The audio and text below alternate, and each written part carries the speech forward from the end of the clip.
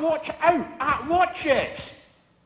As I stood stock still on the concourse of Glasgow Central Station, no fewer than a dozen people bumped into me.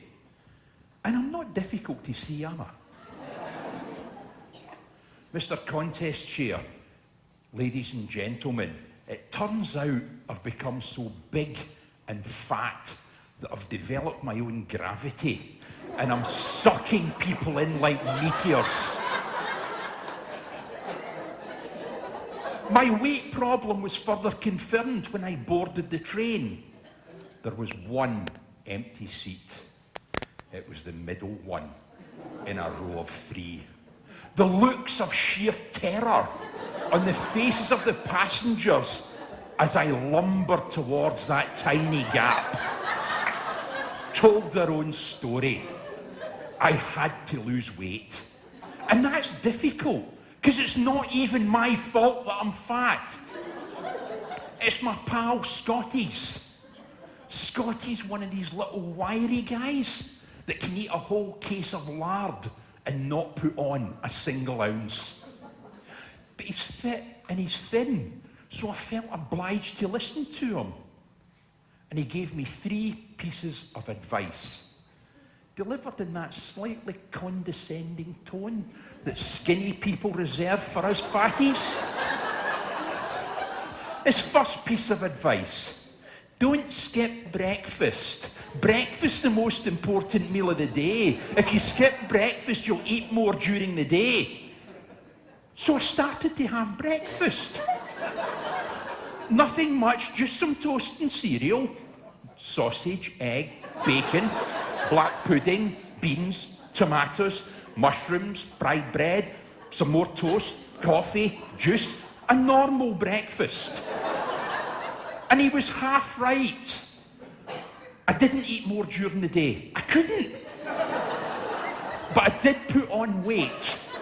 Exactly the amount of weight you would expect from eating a breakfast that I never used to have. His second piece of advice: don't eat anything after 8 o'clock at night. Everything you eat after 8 o'clock at night turns to fat because you're not so active. I really tried. But I couldn't sleep. I tossed and I turned. The hunger pangs kept me awake all night. And as I lay there in abject misery, a thought occurred to me. If everything I eat after 8 o'clock turns to fat, logically, the stuff I eat before 8 o'clock won't. So I just filled up in biscuits and sandwiches, and it worked. The hunger pangs disappeared. I slept like a baby. I mean, a big fat beardy baby. But I slept. His third piece of advice: don't shop when you're hungry. If you shop when you're hungry, you'll buy more food, so you'll eat more. That was easy. That was a no-brainer. That was a piece of cake. Well, actually, 2 pieces of cake. Because supermarkets have cafes. Just a couple of buns, cup of coffee, did my shopping, wasn't hungry, didn't buy more, didn't eat more. By this time, thanks to Scotty's advice, I've put on 100 pounds. I had to do something. Diet was the only answer. I went online, I did my research, and I tried them all. The 1-day diet, the 3-day diet, the 5-day diet, the 7-day diet, the GI diet, the Hollywood diet, the paleo diet, the soup diet, the banana diet. None of them work. Look at me. And there's 3 reasons why diets don't work. Number 1, it's a diet. You don't get enough to eat. You're always hungry, so it makes you miserable, so you want to eat more. Number 2, it's a diet. It restricts what you can eat, so you get bored, which makes you miserable, so you want to eat more. And number 3, yeah, you've guessed it, it's a diet. If you deviate from your plan by even a minuscule piece of chocolate, you put on weight, which makes you miserable, and you want to eat more. I ask you, mind you, talking about chocolate, The last diet I tried showed a lot of promise. It was called the popcorn and chocolate diet. That wasn't going to be boring, so problem 2 solved. I could have popcorn and I could have chocolate, the food of the gods. The rest of the diet was devastatingly dull. Just pasta and green leaves. Even the popcorn was a disappointment.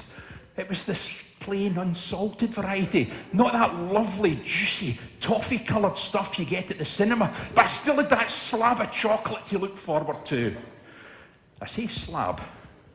Being metricated at a very early age, I didn't know what an ounce of chocolate actually looked like. Let me enlighten you. That is what an ounce of chocolate actually looks like. Can you see it at the back? No, they can't see it at the front. It's almost invisible. A bitter disappointment. But thanks to Scotty's advice and my research, I learned something. Losing weight is easy. All you've got to do is take on board less fuel than you burn. In other words, you either eat less or you exercise more. As a committed foodaholic that can't walk past a McDonald's unless I'm on my way to a Burger King, eating less isn't an option.